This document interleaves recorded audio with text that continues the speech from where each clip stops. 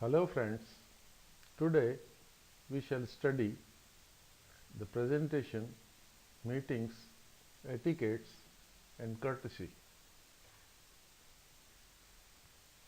We welcome you to this project of learning export and import trade. Enjoy learning. Thanks. Here are some presentation tips.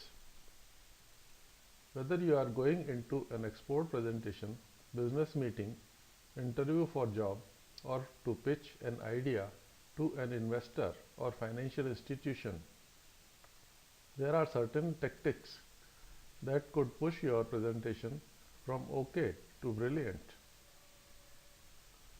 It is not necessarily the gadgets, techie presentation tools you bring along to illustrate your points, but rather how you present and what you do in the presentation to convince the others.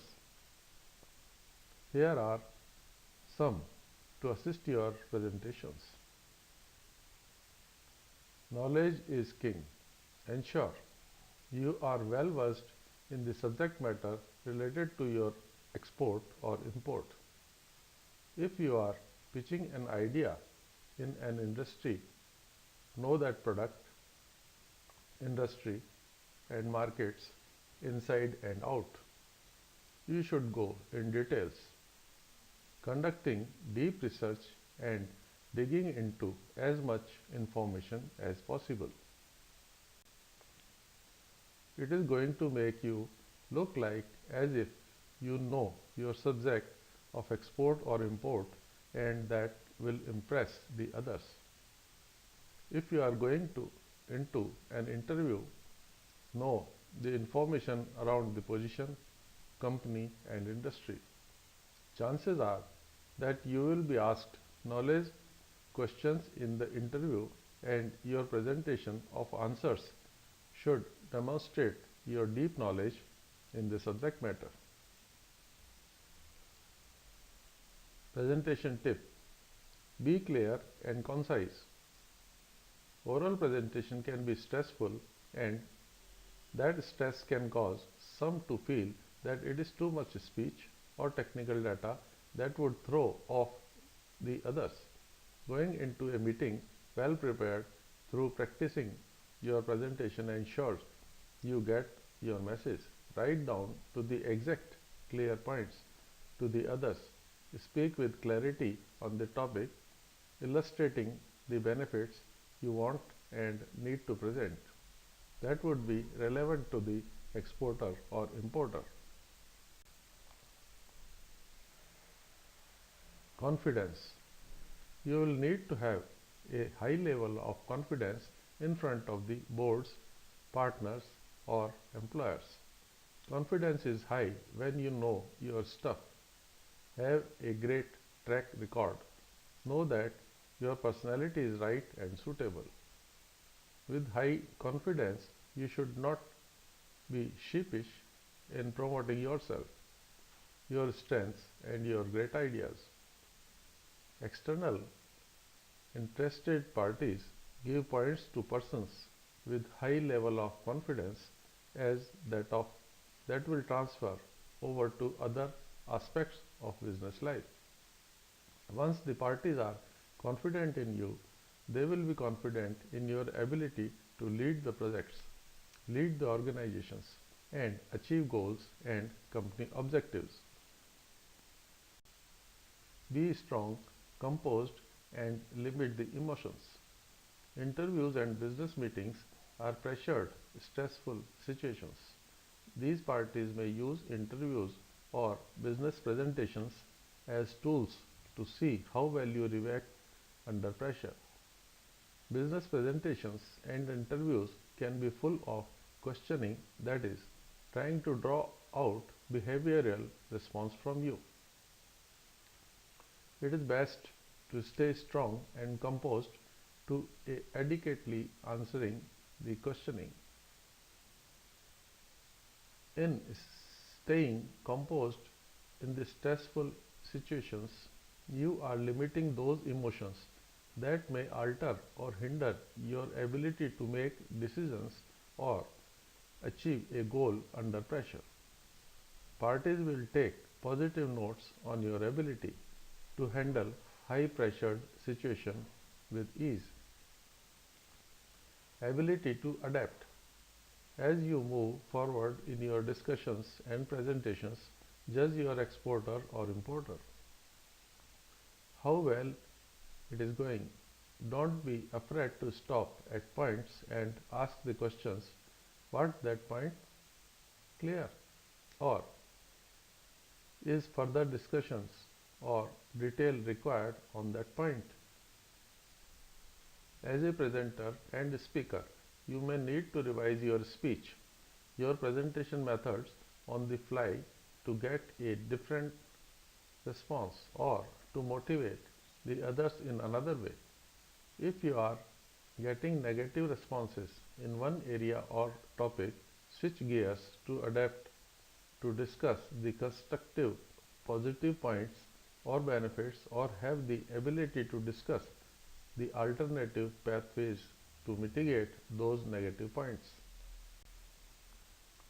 Preparedness with contingencies.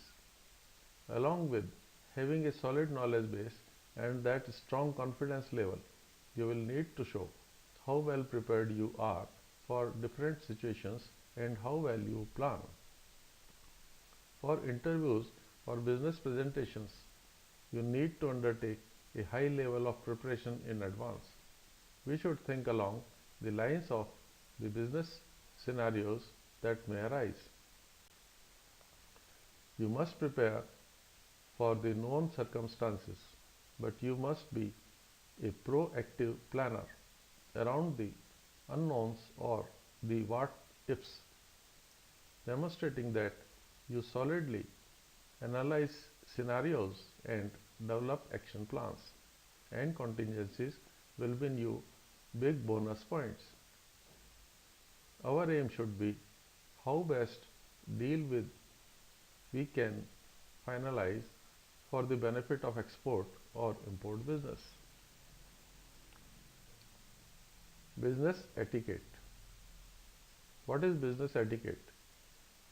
Business etiquette is a set of manners that is accepted or required in a profession, often upheld by customs. It is enforced by the members of an organization. Those who voice business etiquette are considered offensive. The penalty for such behavior frequently lies in the disapproval of the other organization members. Business etiquette is important because it creates professional, mutually respectful atmosphere and improves communication. It helps an office serve as a productive place. People feel better about their jobs when they feel respected, and that translates into better customer relationships as well. To help you define the type of manners or behavior that is expected in your workplace, consider the following. How do you treat clients or customers? How do you treat your coworkers and supervisor? How do you conduct yourself in your cubicle or office? How do you conduct yourself during the meetings?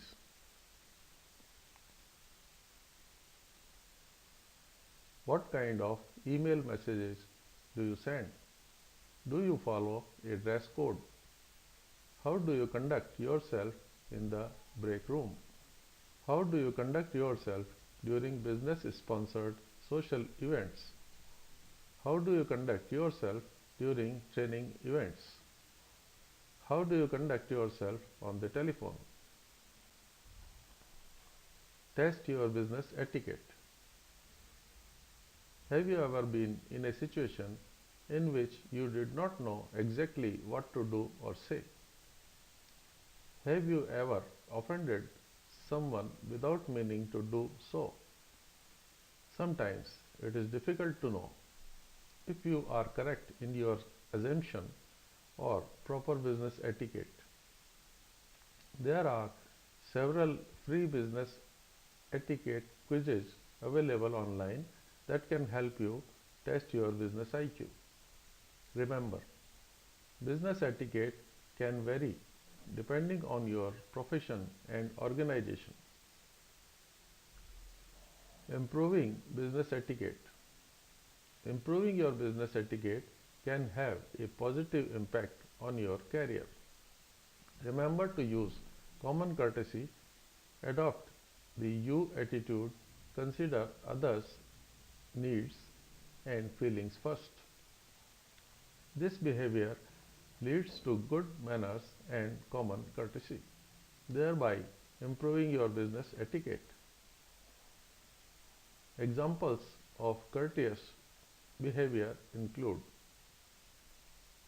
using please and thank you as appropriate, addressing others using Mr., Mrs., Miss, or Mrs. unless otherwise requested, speaking clearly and distinctly while using a pleasant tone of voice, maintaining eye contact, smiling and offering a firm handshake when meeting someone new, writing thank you notes and letters of appreciation, congratulations and condolence as appropriate. You can improve your business etiquette skills by conducting some research. When at work, pay attention to the manners and habits of your supervisor, mentor, senior management, and other key players. If you are unsure about displaying proper etiquette, consider asking your supervisor or mentor for advice.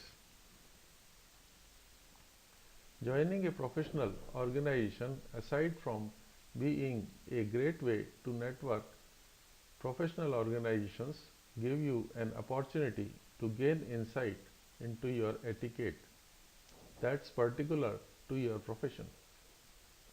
Added benefits include practicing your business etiquette skills outside of your organization. Visiting your local bookstore or library. There have been numerous books written on improving business etiquette. Check out the self-improvement section of your local bookstore or library to find them. Going online, whether it's someone selling books, tapes, seminars, or offering free advice, the internet is filled with suggestions on how to improve your business etiquette. Business etiquettes and electronic communication. Electronic communication has complicated the rules of business etiquette. To ensure you are doing your best to follow business etiquette when using electronic communication, consider the following. General telephone etiquette. Consult your organization's rules for telephone use. Answer as quickly as possible. Speak clearly and distinctly, stating your name and the name of your organization. Use a pleasant but professional tone of voice. Transfer calls to the correct personnel. Take the messages and deliver them promptly to the correct personnel. Return messages as quickly as possible. When recording an outgoing message, say, "Hello, you have reached your name at name of organization. I am either away from my desk or on the other line. If you leave your name, phone number and a brief message, I will return your call as soon as possible. Thank you. Goodbye." Cell phone etiquettes. Consult your organization's rules for the cell phone use. Turn off your phone or set it to vibrate where ringing may disturb or offend the others. Never take a call in the middle of a business meeting. Try to avoid taking calls in the middle of social meetings, such as working lunches. General email etiquette. Consult your organization's rules for email use. Include a subject line. Keep it brief. Pay attention to grammar and spelling. Use a pleasant tone. Don't forward junk mail. Email etiquette is especially important because your work email is not private. Many companies monitor their employees' work accounts for unprofessional conduct. Unprofessional conduct. Failing to display proper business etiquette won't help your career, but engaging in unprofessional conduct could result in losing promotion or even your job. Never engage in the following inappropriate behaviors: coming to work under the influence of drugs or alcohol, engaging in unethical practices such as misusing company funds, engaging in sexual harassment, showing a lack of respect to superiors, colleagues, or subordinates, using foul language, complaining publicly about your organization or supervisor, engaging in divisive gossip, violating confidentiality, smoking or chewing. Courtesy in business communication. How to make a business courtesy call. The importance of previous mails in internal business communication. Importance of written communication in business. The importance of telephone communication in business. Importance of good communication in business. What are the benefits of effective communication in the workplace? Communicating in a business environment means communicating with individuals in both written and oral communication. It is possible to be courteous while being direct and business oriented. Most people respond more readily to a positive interaction, according to a study conducted that found 52% of those interviewed said they lost time worrying about incidents of rudeness. Imagine the increase in productivity and work enjoyment if everyone was a little more courteous. Oral communication. Although we most often think of important business communication happening in writing, it is still important to remember the courtesy in your business conversation and meetings. When you ask someone to complete a task, include a please and a thank you. Even if someone is a subordinate, these general courtesies are important. They do nothing to diminish your authority and in fact may get you more respect. Other written communication. Other forms of communication include organization charts, memorandums, and newsletters. Most of these styles are distinct to an organization or company. One simple act of courtesy is to make certain that you spell names correctly. Names are an important part of the business people's identity. So, investing the time to get it right translates into respect and courtesy. Customer communication. If your business communication includes customers, then courtesy is extremely important. In most situations, customers have choices as to where to spend their money and time. Email communication. Email is used for fast and efficient business communications, and using a salutation or receiver's name is one way to infuse courtesy into those quick emails. Remember to always use proper English as well as complete sentences in your business emails. Avoid emoticons, acronyms, and chat jargon unless you know the person well. Follow these guidance to show your recipients that you respect them enough to ensure all correspondence is complete and courteous.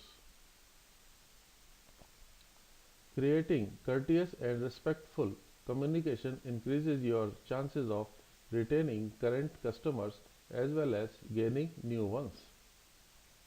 Also, remember that being concise and getting to the point quickly is a good way to respect your customer's time. General courtesy. Saying good morning or goodbye or quick have a nice day takes virtually no time and very little effort. So, for a small investment on your part, you can increase the pleasantness at work and reduce stress for everyone. Thanks.